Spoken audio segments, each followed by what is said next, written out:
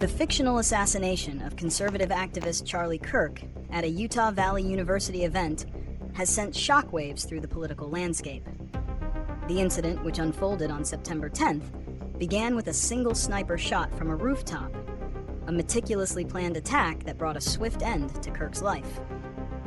The ensuing 33-hour manhunt and subsequent arrest of suspect Tyler Robinson have raised pressing questions about the nature of political discourse and violence in a deeply polarized nation. Summary of the fictional events. According to the fictional timeline, the attack was a calculated act of violence. The shooter, who was later identified as Tyler Robinson, a 22-year-old resident of Utah, positioned himself on the roof of a nearby building. After firing a single shot that proved fatal, he fled the scene, leaving behind a high-powered rifle and ammunition with cryptic, anti-fascist, and meme-related engravings. The manhunt that followed was a massive undertaking, with federal and local law enforcement agencies working around the clock. The public's role was pivotal.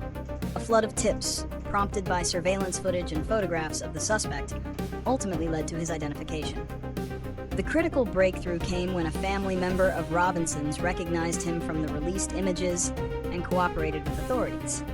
The swift arrest was a relief to many, but did little to quell the national unease.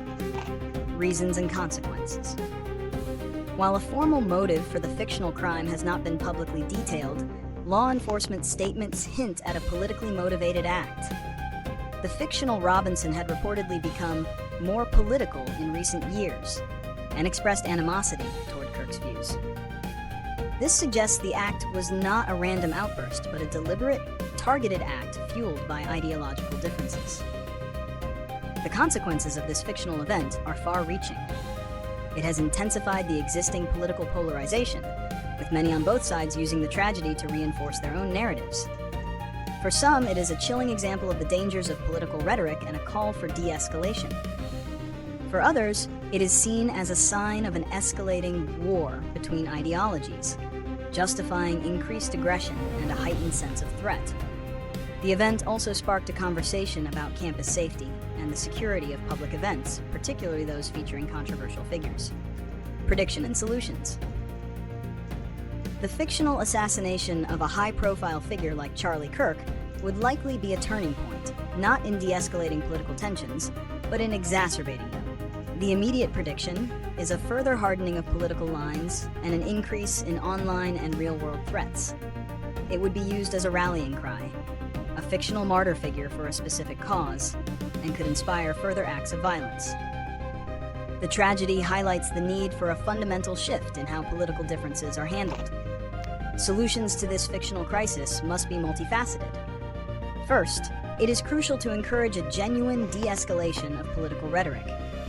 Public figures and media outlets have a responsibility to temper their language and avoid dehumanizing their opposition.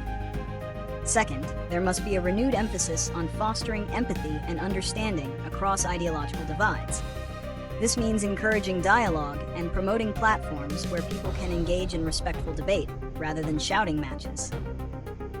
Finally, law enforcement and communities must work together to identify and address the root causes of radicalization. This could involve mental health support, educational programs, and a concerted effort to combat misinformation and extremist content online. The fictional event serves as a stark warning of what happens when political discord festers into violence and a call for a new approach to civility.